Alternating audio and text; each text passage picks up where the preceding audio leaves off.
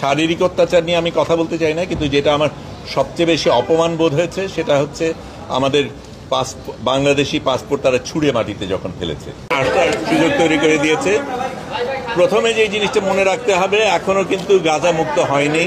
গাজার মানুষরা এখনো আক্রান্ত, তাদের উপর এখনো নির্যাতন চলছে, এবং সেটা যতক্ষণ না হয় আমাদের কাজ কিন্তু শেষ হয়নি। তার বাইরে যেটা বলবো, আমি অনেক মানুষকে ধন্যবাদ জানাবো। প্রথমে বাংলাদেশি যারা সারা পৃথিবীর থেকে সাড়া দিয়েছে, দোয়া করেছে, ভালোবাসা পাঠিয়েছে, তাদের কাছে আমি কৃতজ্ঞ।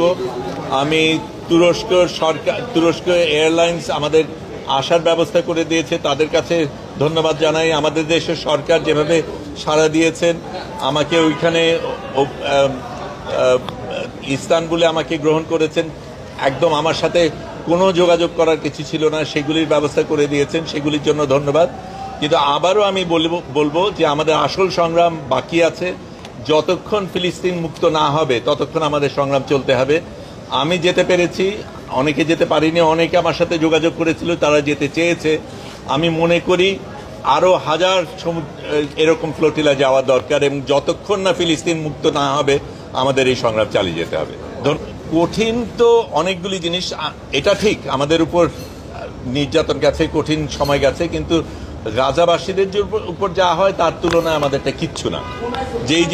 যেই জিনিসগুলি হয়েছে সেটা প্রথমে আমাদের একেবারে শুরু থেকেই যেই জিনিসগুলি ছিল, একেবারে প্রস্তুতির দিক থেকে অনেকগুলি সতর্কতার ব্যাপার ছিল, নিরাপত্তার ব্যাপার ছিল, অনেক কিছু আপনারা জানতে চেয়েছেন, আপনাদের জানানো যায়নি নিরাপত্তার কারণে, কিন্তু আমাদের একটা স্ট্র্যাটেজিক্যালি চলতে হয়েছে।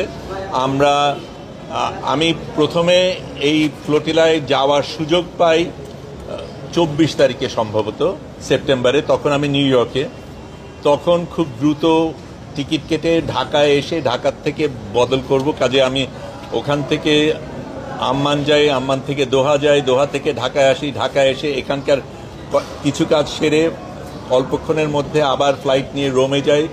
রোমের থেকে আমরা যেখানে যাওয়ার কথা ছিল 28 তারিখ সন্ধ্যার মধ্যে আমাদের ব্রিন্দিসি বোধহয় জায়গাটার নাম, হ্যাঁ ব্রিন্দিসি, ওখানে পৌঁছানো সম্ভব ছিল না এই সময়ের মধ্যে। কাজেই যেটা করি, রোম পর্যন্ত যাই, রোম থেকে আবার রাতের বাস নিয়ে 10.5 ঘন্টা গিয়ে লেচ্ছেতে যাই, সেখান থেকে আরেকটা বাস নিয়ে ট্রেন স্টেশনে যাই, ওখান থেকে ট্রেন যাত্রা করে আরেকটা বাস নিয়ে বাকি পথ হেঁটে ওখানে আমি 29 তারিখ সকালে পৌঁছাই।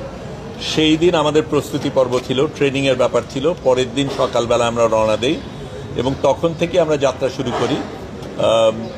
তারপরে আমাদের আগে ছোট 8টা ফ্লোটিলা রওনা দিয়েছিল, তারপরে আমরা রওনা দিই। এটা ছিল সবচাইতে বড় ফ্লোটিলা পুরো সব কিছুর মধ্যে, অনেক বড় অন্যদের থেকে। এবং আমাদের প্রধান এর মধ্যে আরোহী ছিল সংবাদকর্মীরা এবং স্বাস্থ্যকর্মীরা, এবং আমাদের ইচ্ছা করেই সেটা করা হয়েছিল, কারণ এই কর্মীদের উপরে সবচেয়ে বেশি আক্রোশ ছিল ইসরায়েলের, সবচেয়ে বেশি হত্যা করা হয়েছে এই সংবাদকর্মী এবং স্বাস্থ্যকর্মীদের। কাজে আমরা সেটার প্রতিবাদে গিয়েছি, এবং যদিও আমাদের সাথে ত্রাণ ছিল, ত্রাণ দেবার উদ্দেশ্যে না, আমরা যাতে ওদের উপর বোঝা না হই সেই কারণে আমরা নিয়ে গিয়েছিলাম। কিন্তু যেটা আমাদের খারাপ লেগেছে সেটা হচ্ছে এই ত্রাণগুলি ইসরায়েলিরা নিয়েছে। কিন্তু আমার কাছে যেটা সবচেয়ে বেশি, শারীরিক অত্যাচার নিয়ে আমি কথা বলতে চাই না, কিন্তু যেটা আমার সবচেয়ে বেশি অপমান বোধ হয়েছে সেটা হচ্ছে আমাদের বাংলাদেশি পাসপোর্ট তারা ছুঁড়ে মাটিতে যখন ফেলেছে।